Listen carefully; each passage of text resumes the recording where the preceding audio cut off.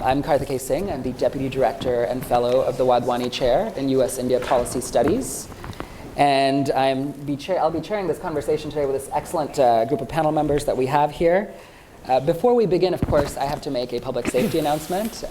In the case of an emergency, I will be your safety officer, and I'll guide you to our safe meetup point outside the building. Now, so here at CSIS, we really like to try to unpack India in a rather unique way. Yes, it's an impressive country, making ambitious strides on all kinds of development goals. It is capturing the imagination at many different global arenas in various different sectors and spaces. But it is also a collection of 29 dynamic, powerful states. And these states have been given, thanks to the Indian Constitution, the authority over certain matters that affect people's daily lives. And if you're interested in engaging in India, whether it be on business, on research, on any number of areas, you will ultimately have to engage one of her states. And today we're here to discuss trade, and I have to say that it is an area that I'm still learning a lot about. But what I do know is that the United States is India's second largest trading partner, and India is the US's 9th largest trading partner. The total value of US-India bilateral goods trade has increased from $49 billion in 2010 to $74 billion at the end of 2017.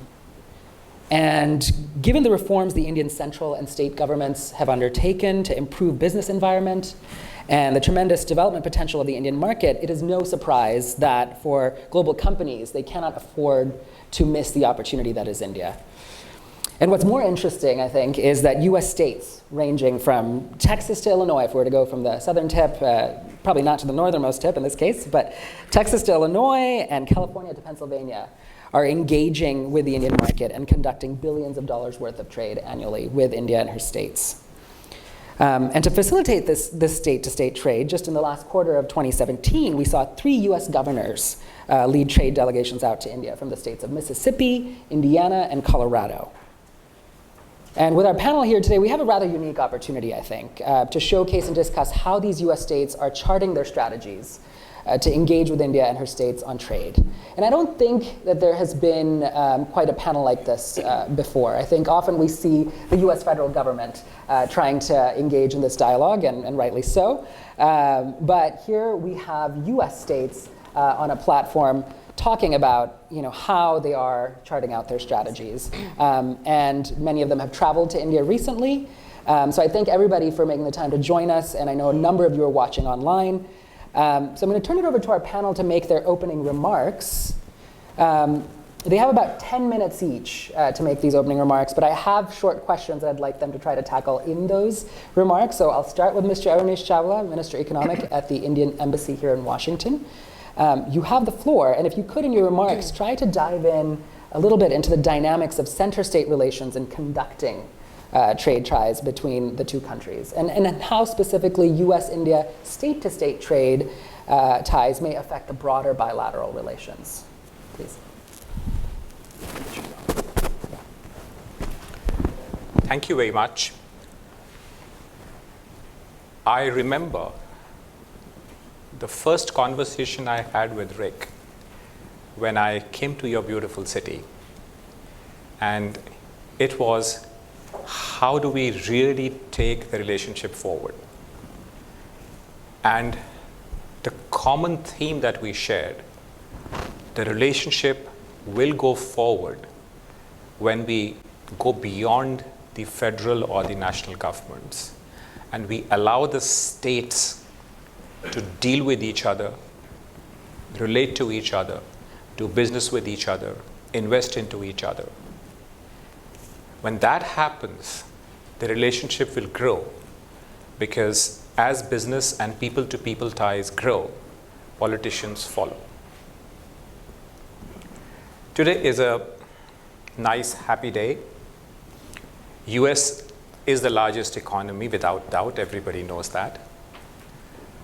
Today, India again became the largest growing economy in the world, taking away, and this was after about 3 to 4 quarters of a mild slowdown driven by structural factors or structural reforms. But the numbers, when I woke up in the morning, the numbers that came out were very happy, satisfying. It's all over the news, and many of you will write about it. What is important before I get to the further part of the conversation is that 2017 and 2017, for the calendar year, the Indo-US trade in both goods and services reached 140 billion. This is not a small trade, and it's growing double digits year on year. I would say more than twice the rate at which the global trade is growing. And as Indian economy grows and India becomes a much larger economy, the trade will grow leaps and bounds.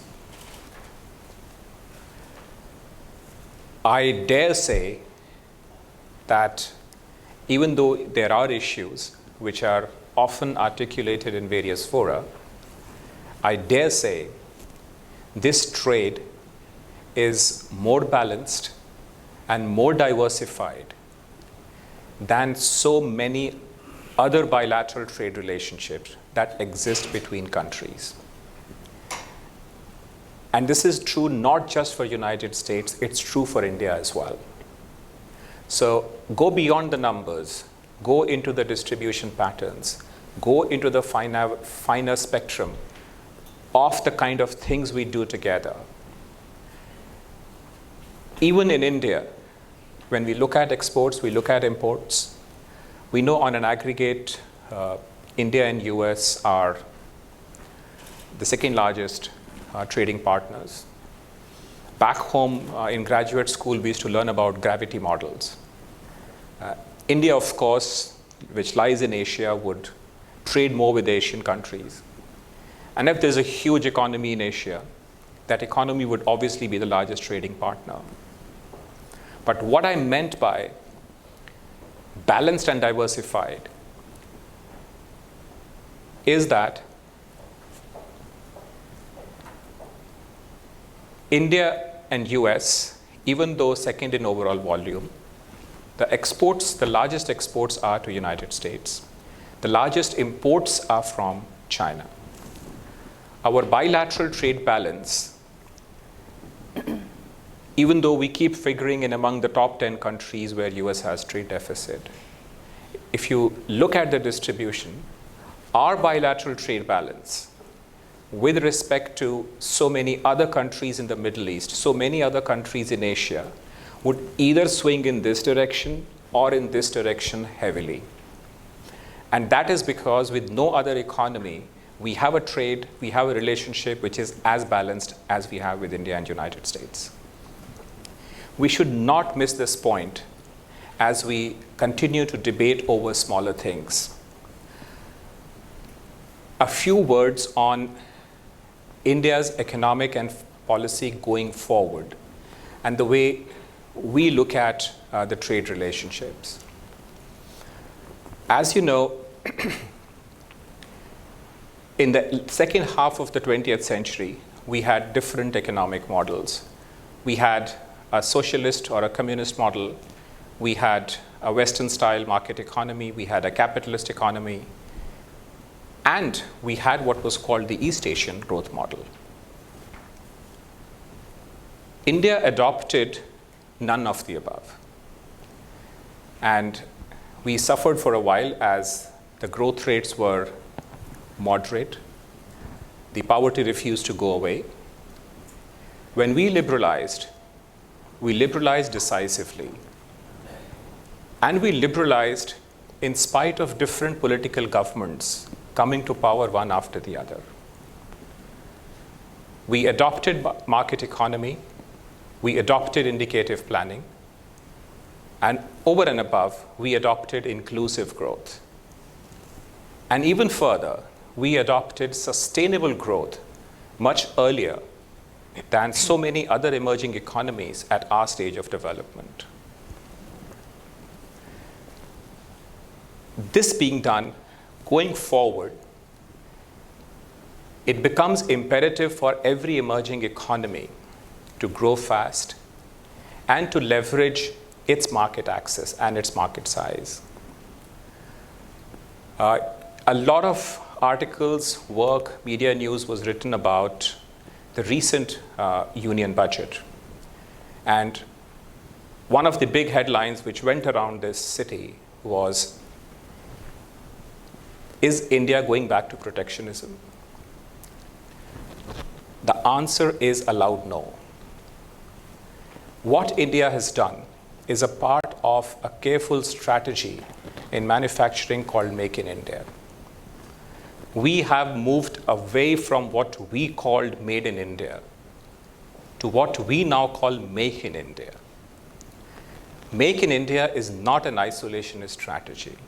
It is not a protectionist strategy. It is not even a strategy of blind import substitution.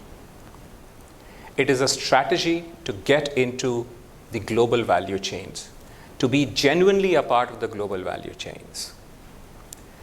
It does appear uncomfortable for a few American companies, but they have nothing to fear. India and United States are not horizontally competitive economies. They are vertically integrated economies. And it is important for economies of large size to reap the benefits of their market size on their jobs, growth, potential by creating local ecosystems. If we have competitive advantage, the strategic depth would grow along the value chains. If we do not have it, we will at least have a local ecosystem which covers the vast and the big consumer base. That being so, this offers a greater opportunity for American companies because American companies are welcome, they are loved in India, they are respected, their business practices are respected, and they occupy the commanding heights in every sector of the Indian economy. With these few words, I'm also happy to announce that we have been looking at ways of bringing down the bilateral trade deficit. Our work on aerospace, defense, and energy sectors is beginning to take fruit. While trade deficit of United States with every other country increased in 2017, every major country, with India, it declined in absolute terms in 2017. And this is going to go further. On 5th May, we start import of LNG gas from Sabine Pass, Louisiana, to India on a 20-year-long contract. In 2 months' time, we'll start it from Cove Point in Maryland. We started importing oil last year, and many shipments have already arrived on the Indian shore. Going forward, both India and United States will benefit. The trade, the bilateral relationship will grow and will grow further. A few words on the states-to-state relationship. When I arrived here a year ago, we had created a new entity called the State Facilitation Fund. And the word went around and we were being asked, who will take responsibility for this? Without batting an eyelid, I raised both my hands. And as you heard, in last 1 year, we've had 3 big state delegations, governors personally leading them from United States going to India. We've had 3 chief ministers arriving on American shores, east, west, north, south, to tie up more business, more investment, and explore more economic tie-ups. India is a union of states. We did not rush into making a constitution, but we studied some of the best models around the globe, and the best one exists here. So we borrowed many good ideas, but we also innovated.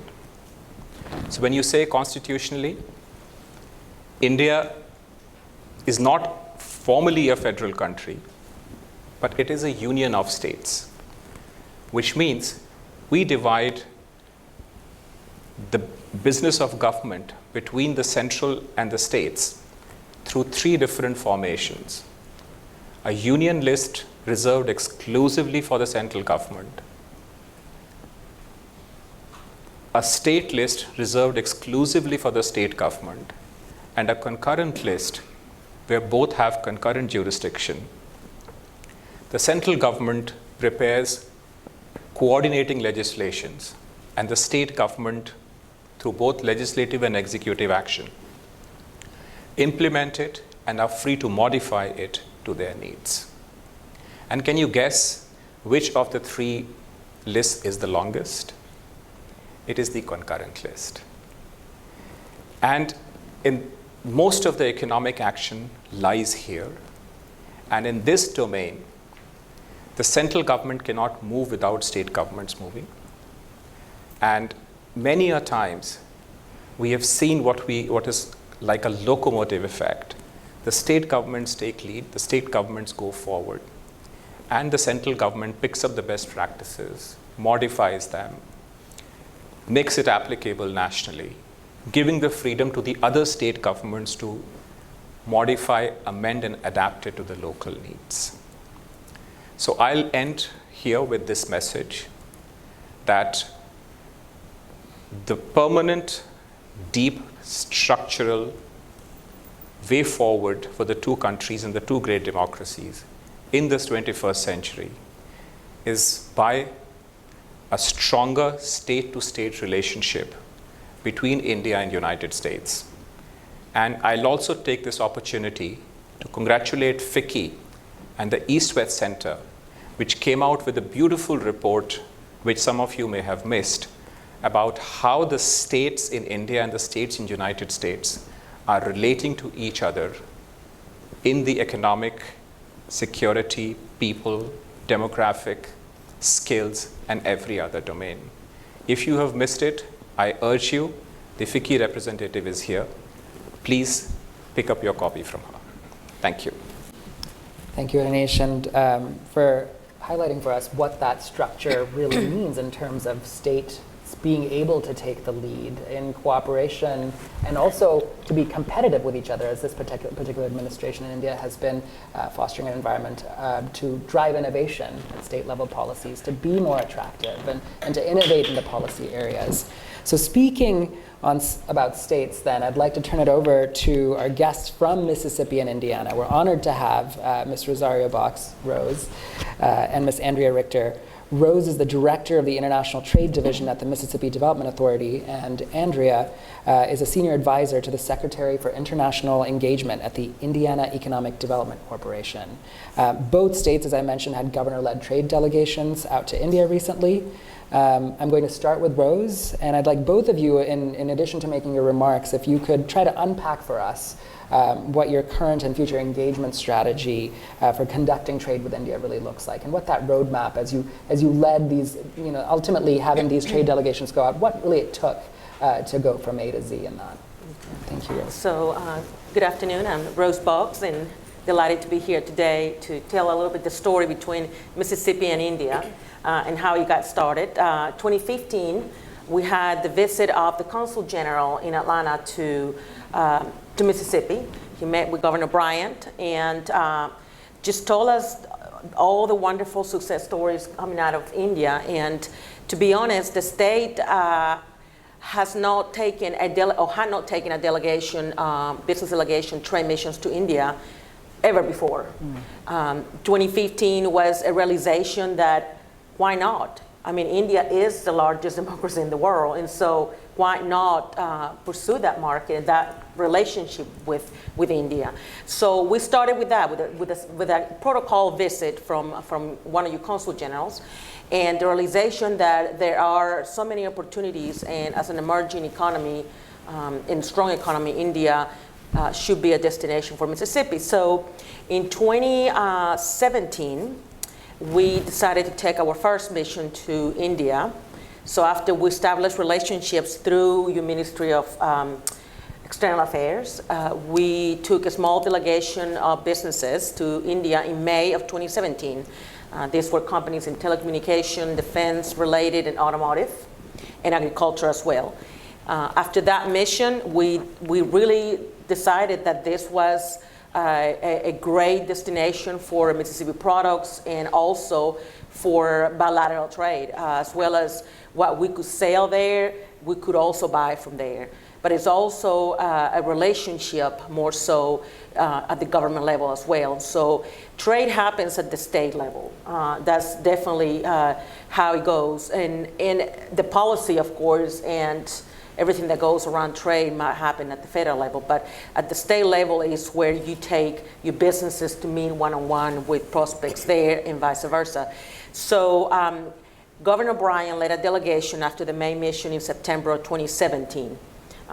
For the first time ever that a governor of Mississippi visited India. Governor Bryan has been in the state of Mississippi very proactive with all kinds of international markets and relationship building.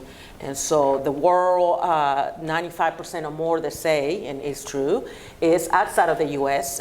Consumers of all kinds and different backgrounds are outside of the U.S., and we should pursue that. So 2017 visit was very successful. We were able to connect and solidify a lot of relationship at the government level.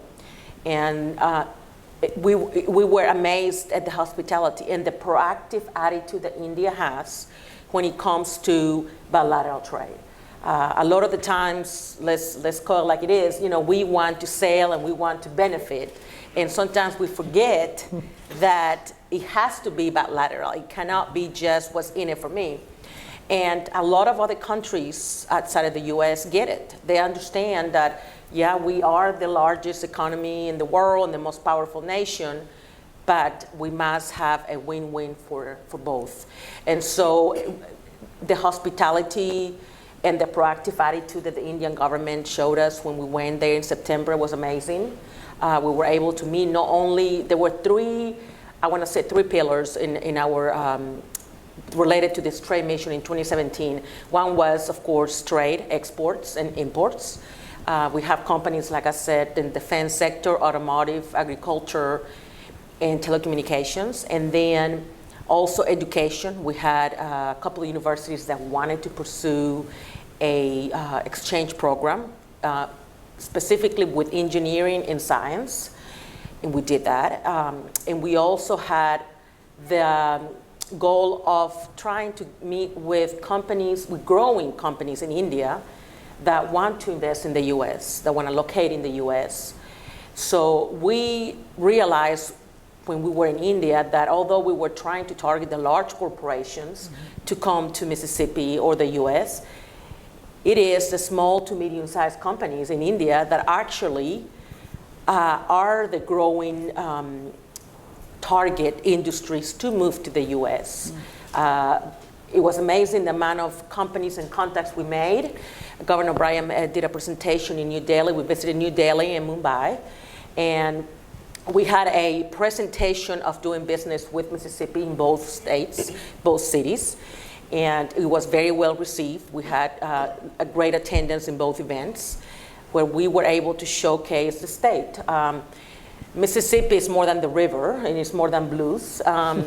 It's defense and it's automotive and it's agriculture, and we have cotton and rice, but then we also have aerospace and great technology.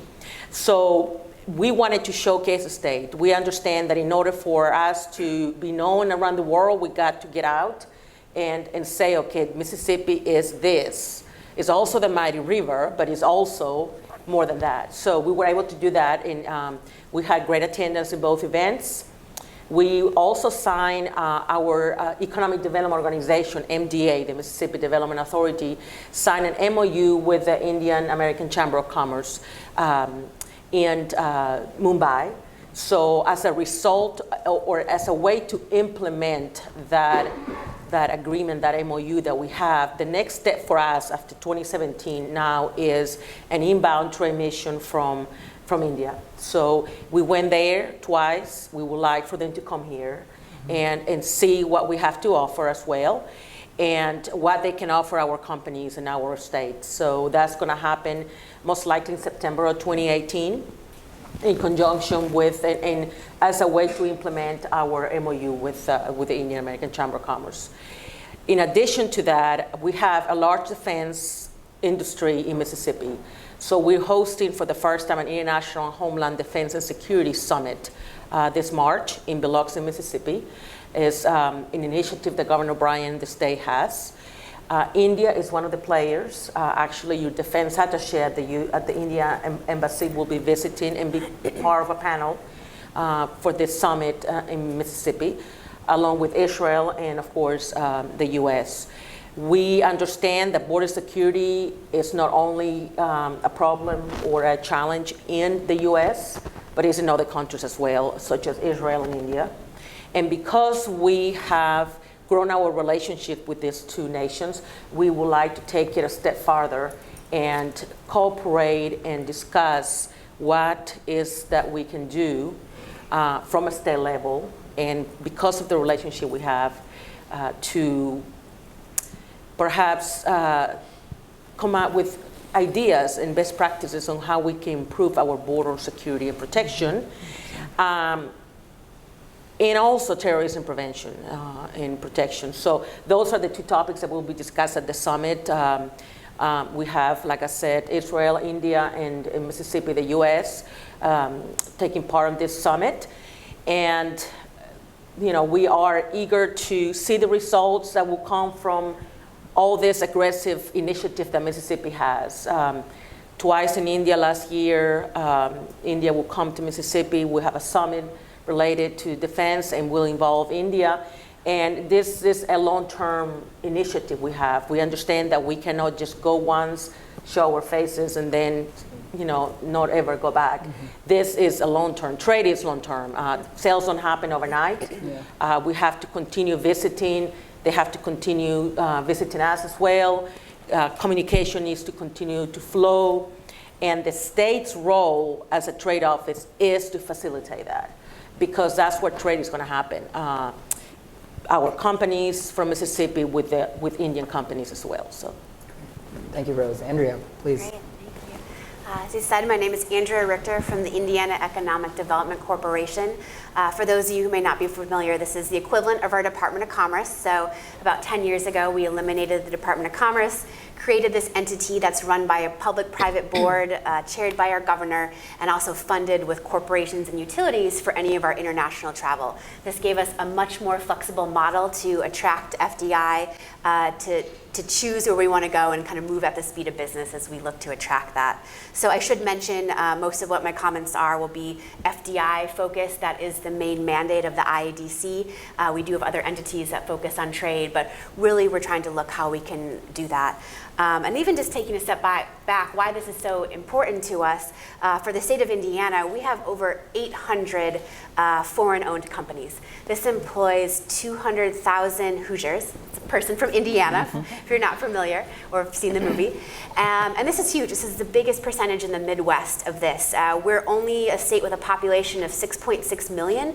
If we want to retain and grow a workforce and keep people and attract people to the state, then we need to have those dynamic jobs in new sectors. And a lot of this, we acknowledge, has to come from outside our borders. So this is incredibly important for us and for our governor, and has been a real focus. So as we start to look at, well, we are a state government. We do have only so many resources and so much time. Where do we want to go? So part of it is just going to where we've had great success before. So, Japan, we have over 300 companies, we have Toyota, but then how do we look at greenfield or new investment opportunities? And really, when we try to match countries that we see increased FDI in general to the US or in general to the Midwest, matched with some of our sector strategies. So for Indiana, although we were based primarily as agribusiness, advanced manufacturing, that's still a huge part of our economy, the growth in the life sciences, having companies like Eli Lilly headquartered there, or medical device manufacturers. IT, we are a huge incubator of IT companies. And how do we start to build those industries as well? So when we find that intersection, those are the areas that we start to target. And a lot of our development with India actually started on the very community-based level. We have an India Business Council, and through those connections, through expats, through businesses that are already there, we were able to attract our first 10 Indian companies. And as word started to grow of their success and of the support the state of Indiana was giving, that helped us start to build our awareness in the community, whether it's at the state level or federal level in India. So I was telling this story earlier. One of our large announcements last year was bringing in Emphasis. This is a technology services and consulting firm that some of you may have heard of and has a huge footprint in India. It was through a local connection who had a contact with the national Emphasis team. They came to Indianapolis, really excited with what they saw and the pro-business climate there. Our Secretary of Commerce was on a plane within a week and a half to Bangalore, met with the leadership team. They were so impressed with not only what we could offer as a state, but also that importance on relationship building, which is a common theme you're going to hear about how you work this relationship. They said, great, we're going to come back over. We're going to bring our leadership team. We're going to look for that. It took, over the course of last year, about 3 different visits to India, multiple connections and emphasis with members of our community, with supply chains, with potential clients. And they announced last year a new technology hub that would be located in Indianapolis and employ about 2,000 jobs by 2019. So that's just one anecdote that started with just a person knowing a person, but starting to raise that awareness. This built into a trip by our governor, just like Mississippi. This is the first trip of a sitting governor of Indiana to India. So not only was this kind of the capstone of a successful year of starting to really build momentum for investment, but opening new doors and new relationships to hopefully continue that into 2018 and beyond. So some important elements of our trip that I was mentioning to the group earlier is one is strengthening those government-to-government relationships. So we met with the External Affairs Minister, Commerce and Industry, Foreign Secretary, to start building that global brand. If you look on the back of my business card here, it actually has a picture of the state of Indiana with different circles of how we can get to 30 different metropolitan areas. This might not be something that everyone knows in India or in the business community. So starting to show that and what's making us unique as a state and a pro-business place. We also put a huge value on the subnational level. So one example we talked about in this forum is an MOU that the state of Indiana, a sister state MOU, with the government of Karnataka on economic cooperation. And this allowed us to identify those industries that we want to connect our businesses on, that we want to share best practices, that we want to connect our universities. So we had a great signing ceremony with their IT minister while we're there. We're working to operationalize that MOU and not just have it be a piece of paper that we put on a shelf. And we'll hope to have a delegation from Karnataka soon to reciprocate that. So that will be something to look for in the next year or so. The next piece was supporting our Indiana businesses. Much like the trade discussion, we need to support our Indiana headquartered businesses to thrive and grow in India. It is a two-way mutual relationship, and we see that at the state level as well. We have huge companies like Eli Lilly, Cummins that are there, and we were able to have our governor shine some focus on that relationship as well by visiting a brand new technology center that actually opened this week in Pune, in Cummins. So that was a great way. We brought in state government officials, federal government officials, U.S. Embassy, our team to show kind of all the levels of that collaboration. And finally, it's business to business. It's the same theme. Business is being done at the company-to-company level. And the government, we can facilitate, we can create that climate, but we need to bring those businesses together. So we had a wonderful roundtable hosted by FICCI. So thank you to our partners there that brought together this whole swath of interested companies that were already doing business in Indiana to have a dialogue about how we could grow our partnership. So again, we hope to work with organizations like that and bring folks back to Indiana to see what we have to share. So it's an exciting year. Governor Holcomb is thrilled with the trip and with the hospitality shown to him, and we hope we can build on that. Thank you, Andrea. And based on what we've heard each successive speaker say, trade is fascinating in that it forges these kinds of bonds, and there's this understanding that it is kind of a long-term commitment, and that there are repeated attempts that need to be made, and it's not just, of course, you have to be upfront about what's in it for you, but you have to be open to the fact that it really needs to facilitate something for the other side as well. And one of the, some of the key stakeholders in this are businesses. And so, as I mentioned in my opening remarks, when I turn it over to Amy Hariani, the Vice President and Legal Policy Counsel of U.S. India Business Council, to speak a little bit about what it is that businesses are doing to engage in this process. And they recognize that India is a tremendous opportunity for trade, but in your own remarks, it would be great if you could highlight the receptivity of your members in working with state governments in the U.S. In developing ties with India and India's states. And what is that balance? I mean, are they reaching out to governors as much as they are interested in reaching out to chief ministers? Sure. Well, thanks, Kartika, and to Rick and to CSIS for hosting me here today. On behalf of the U.S. India Business Council, we represent about 350 companies, both Indian and U.S., with their mutual investments. So Indian companies here investing in the U.S., some of the companies we talked about today, as well as U.S. companies in India. And what I have seen really over my past 10 years with the U.S. IBC is a growth in the sort of understanding of the market in India by U.S. companies, starting at the national level and now going into the state level. And I think part of that, I have to give the Prime Minister a lot of credit, because his campaign on cooperative competitive federalism has unleashed a new era in India. You have seen chief ministers in India come over here at a rate that's unprecedented, and other government officials trying to attract and sell their states as the best place for investment here in the U.S. And that then causes all of these other relationships to be formed with the U.S. states and U.S. companies. So we now have seen companies that really, I think, were looking at the market as one market now start to develop a little bit more sophistication with, what states do they want to be in?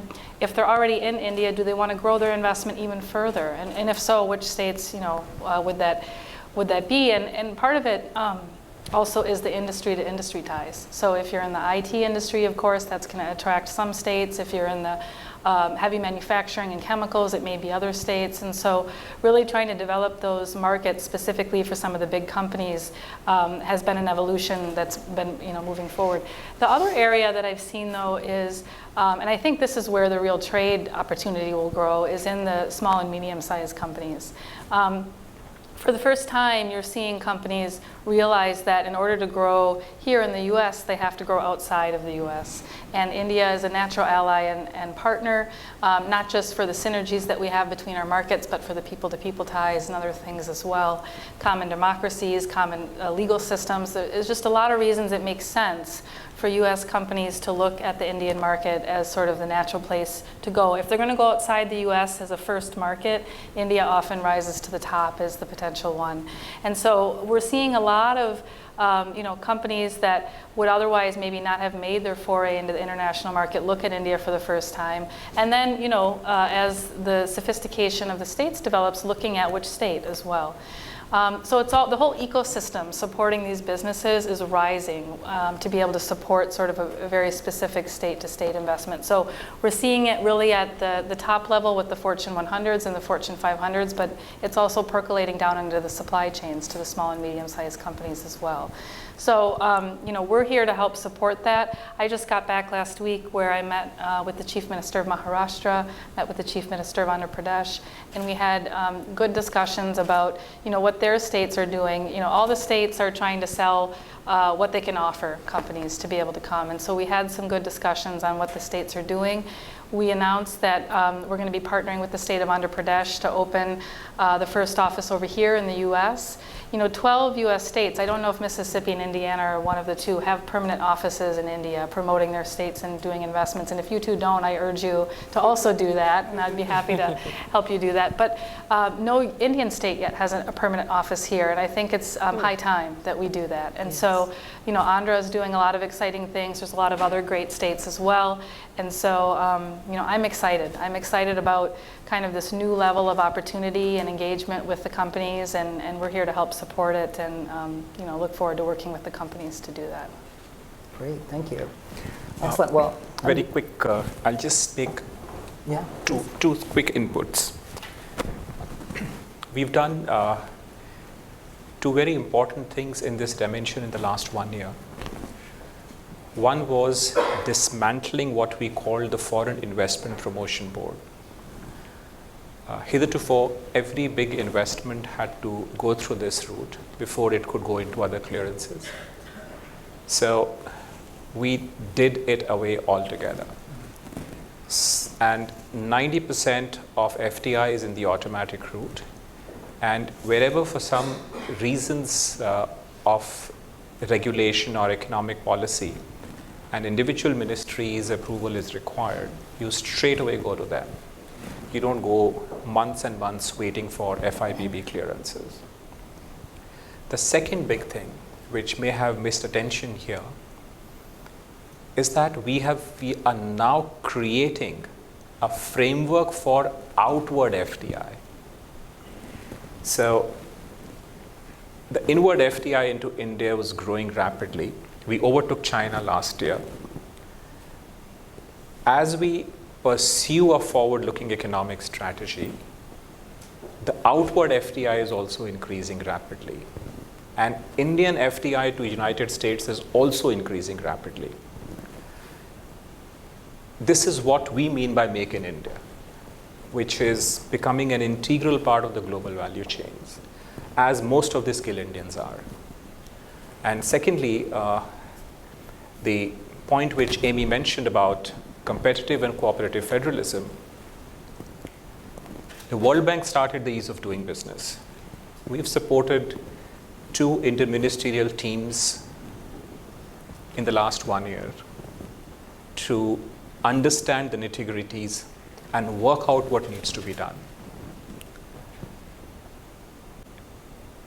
What needs to be done at the state level is even deeper. And we have identified hundreds of small little things which need to be done at the state level to improve ease of doing business. And much like the World Bank, we hold a state level competition every year for a state level ease of doing business. And guess who does the study? It's the American consulting firm. Thank you. Great. Well, sorry, I think that it leads to a question that I actually wanted to ask Amy and use my prerogative before opening it up to Q&A to the rest of the audience here, is that you do see, I mean, the DIPP has this, ranking and business reform action plan that a number of states are undertaking. So how do you, as a business association and member group of companies that maybe they're even reaching out to state development authorities are probably looking into this, how do you discern which states to engage with based on either that tool alone, or do you need to actually have some business experience that feeds into that to validate some of that? How do you parse through all the information that's out there? You know, interestingly, I had, I think I would say a small or maybe a medium-sized company approach me out of Mankato, Minnesota, that was referred to me through the Minnesota State Trade Office, saying, look, I want to invest in India. Can you point me to some resources? And do you know anyone in my industry? And I pointed him to the state's index, because he not only wanted to know in India, but where in India should he look? And I said, this was the printing press business. So I said, I don't know where the printing press business is headquartered in India, but I'm sure if you did some research, you could find where your natural partners would be. So the study and the ranking of the states is one resource, right? But I think as companies go in, they'll have to do a couple of other things too, and that includes maybe working with on-the-ground consultants to be able to talk a little bit more about their particular business. Because while some states may rank high, that may not take into account that for that particular industry, actually a state that is number 4, 5, 6, or 7 actually might be a better place for that particular company. So there's a lot of factors. I think that the ranking is definitely a good place to start to have a conversation. But I always tell companies at the end of the day, they need to go into the states in India and have a conversation. And what a lot of them do, and I think the US states are similar, is they get the states to compete against each other to bid them. So they say, look, I'm going to come in, I'm interested in building a new manufacturing plant, what can you give me? And one state will say, okay, I'll give you this, this, this, and this, and then they'll go over to a different state, and that chief minister will say, I'll give you this, this, this, and this. And good, let them compete. Let's see who, at the end of the day, who can give you the best, offer to go in. So, we use that as one resource, but meeting face-to-face, as the governors have gone into, different Indian investors to be able to seal the deal, I think is also critical for some of these things. So there's kind of other resources that I think need to layer on top of that to be able to sort of say, what state is best for my business? Also, this is not a static document or a static ranking, right? States go up and down depending on all sorts of things. And so, I tell everyone this is a good, kind of guide roadmap, but there are other factors that could not be, into play, and I think you should look at them and other, on industry and everything else. So that's sort of what I advise on it. Okay.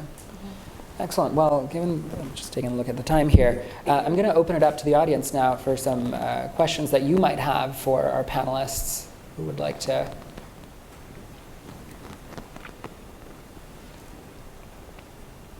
Are you being shy? We are crystal clear? Yes. Yes. Ritika.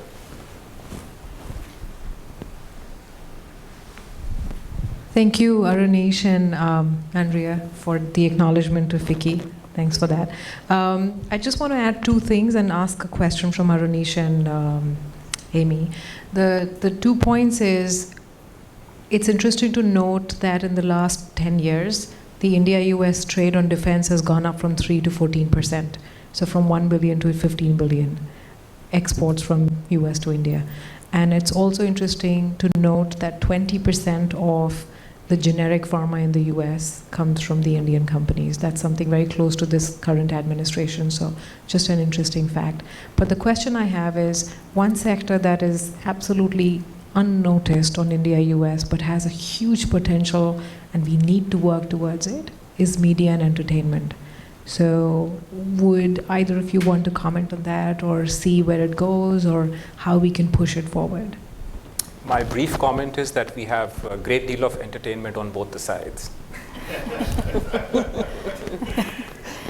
I'll talk a little bit about it. Yeah, actually, our president was just out in Los Angeles I think it was last week, with the Indian ambassador and the Disney chairman, talking about some of the opportunities in this area. And Ritika, I couldn't agree more. I think that there is a lot more potential in this sector.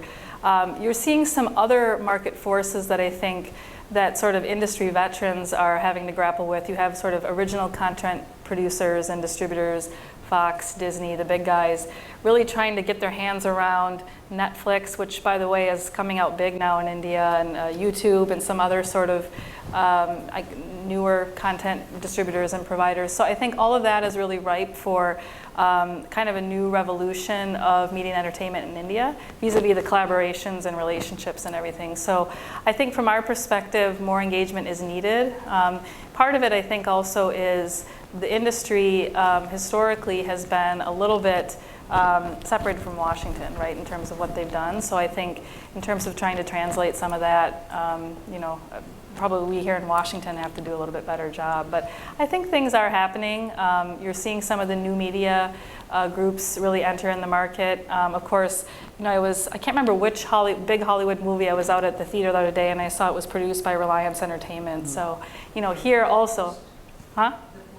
The Post, maybe? Yeah, yeah, and the Washington Post, yeah. So you're seeing those collaborations. I think more can be done. I know my West Coast representative probably is better educated on this, but yeah, I think we need to be doing more on it. Yeah, just to supplement what Amy very correctly said, we often confuse what is called the press with the broader media and entertainment industry, which employs a large number of people on both sides, much larger than we ever thought or imagined. The traditional press in print or electronic is the fourth, as they say, the fourth estate of a democracy. And therefore, for any sovereign democracy, that fourth estate remains critical. It's very close to their heart. And it's not very easy to hand over a foreign ownership of traditional press. But media and entertainment industry at large is a huge possibility. And the newsletter we just sent out today has one important line which says, which somebody said in California, that the next 100 million users of Netflix are going to be Indians. That's why they're there. And increasingly, Hollywood is Hollywood, of course, Hollywood is global. Increasingly, the Bollywood revenues now come from outside the shores of India. And I can still go and see a Bollywood film all around in Maryland and Virginia. And I can go and see a Hollywood film anywhere in India. I think that's a great testimony to what is possible and what lies ahead. Okay. Yes. So this is a question for Rose. When you were meeting with the state delegations in India, which states did you meet with, and sort of what about the particular packages that the states were offering you or their incentives was appealing?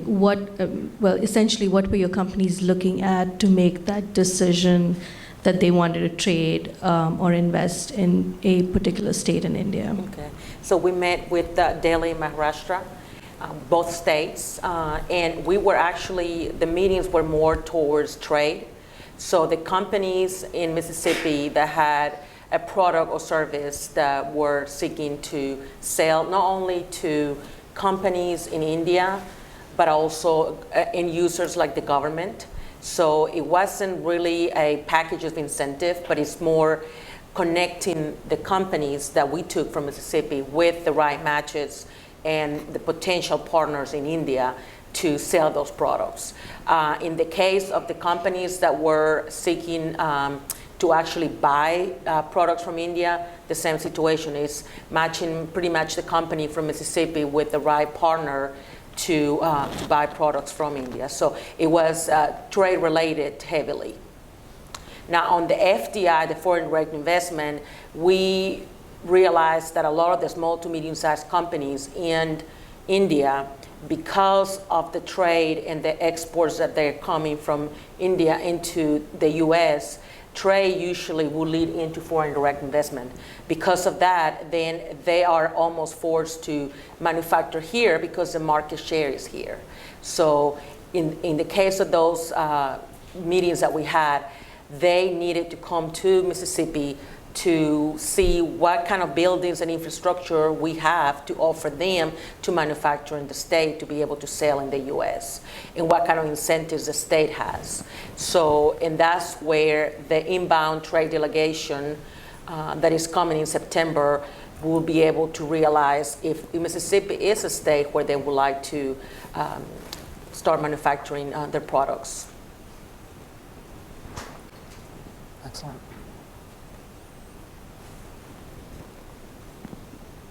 All right, let me ask a follow-up question based on kind of what I think I heard both Amy and ARUNISH mention about Indian states trying to attract and be more investor-friendly, attract attention to themselves. So what we've seen is a lot more states conducting business and trade summits. Of course, this is a lot FDI geared, but they also have trade expos associated with them. So with all of these expos and investment summits that are happening, we recently saw Advantage Assam, we saw Magnetic Maharashtra. What are some of the mechanisms that states are actually leveraging beyond these summits to actually follow through on some of the announcements that come out of them, to actually delivering on the multi-billion-dollar investments and the companies that might be actually arriving at these summits?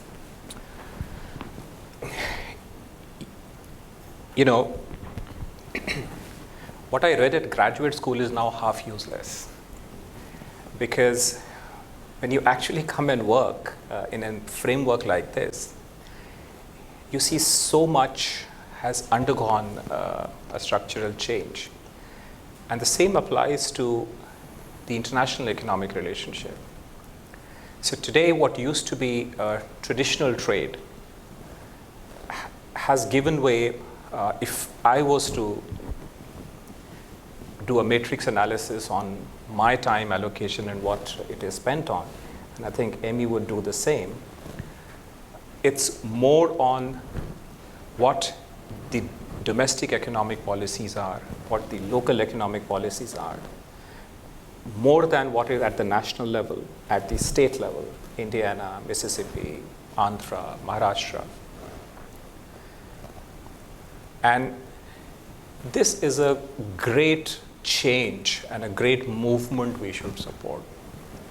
So from our side, whenever there is a state delegation coming in, we emphasize the economic, investment, trade side of the things, and try and take help from so many colleagues here, so many colleagues on the table, and similarly, a lot of interest that is, as you saw, you heard the two states from United States, how it happened, what happened. And we are really grateful that one after the other, people have come up with innovative names. Magnetic Maharashtra, Incredible India. Andhra, I'm sure, will come up with something smarter. That's the Sunrise. Sunrise, Andhra. Yeah. And Uttar Pradesh, they used to say the day UP is sorted out, India will be sorted out. And today it's so exciting that, one of these states in the heartland, which had low per capita income, is now organizing a global summit and getting the best of the people from across the globe, including here. And my message is, let's work together. Kartika, I would just add that, I remember when I started this, a decade ago, that I think the only state investment summit, at least that I was aware of, was Vibrant Gujarat at that time, right? And that then became the model for these other states to do these summits. And last week when I was in India, there was 3 summits going on at the same time. And then the Assam, I think, was the week before. So really, in the past 2 weeks, you have 4 or 5 of them. So you have UP, you have Andhra, and you have Maharashtra. So what I would say is these summits now have become the floor by which the states have to do something. They have to hold them. They have to, attract international investors to their state to be able to say and showcase what they're doing. That, though, doesn't stop kind of where the state continues to sell itself. I think there also, on top of that, needs to be, and the states know this, continues to be visits here to the U.S. with investors and states here, continued engagements with the companies and investors, so kind of the follow-up conversations that need to happen. So I think these investor summits are helpful, and I think they're needed. I'm sure the U.S. states do them as well in terms of attracting them into their states. So, I know they'll continue, and at least from my experience, they have been helpful. I think not only that, the interesting thing I noticed at some of these was, the American investors are in the room, and I'll take Maharashtra. We went into the meeting with the chief minister immediately following his meeting with the French. So we know that, look, he's also competing for investment from other countries and their respective states and provinces around the world. Same with Andhra, I think it was Spain and UAE before us and their respective ministers. So look, we're all in a race to be able to say, why our goods and services are the best and why we should be located here and what we can offer and what you can offer. And so I think these types of investment state conclaves, whether at the US level or in India, are a must. And then on top of that, you really have to be able to support the relationships and the conversations from there that sort of sparked there and then grow out of those investment things. Andrea, do you I want just wanted to offer a related thought related to the last 2 questions. One thing that we noticed when we signed our sister state agreement with Karnataka, and what drew us to that, was first the appetite for the states to have these partnerships. Already our businesses were cooperating. It started with emphasis being located there, but that was just the first layer, but the appetite to have that connection. But then finding areas of mutual interest, that was the key. So we looked at who else had Karnataka signed an agreement with. It was with the Silicon Valley region and the Boston Triangle. And then here in Indiana, with our growing tech sector and our, Silicon Prairie, no groans, area, this is a sector we've invested a lot in. We've seen that growth. So finding that subnational connection where we feel we can move quicker, have more meaningful partnerships, and really get something done, that was great to witness at the state level, and something that we feel the same way about. So that was also a reason why we're attracted to certain areas to do business with in India. Well, it seems like it's an exciting time where states on both sides are really innovating and trying to attract business and trying to conduct trade. I think this coming year we'll see many more trade delegations in perhaps both directions, which would be really good to see. And there's a number of stakeholders from across the U.S. who can be a part of that story and engage in various ways. If you could all just join me in thanking our panel here today, and feel free to stick around and continue the conversation. Thank you so much. Thank you.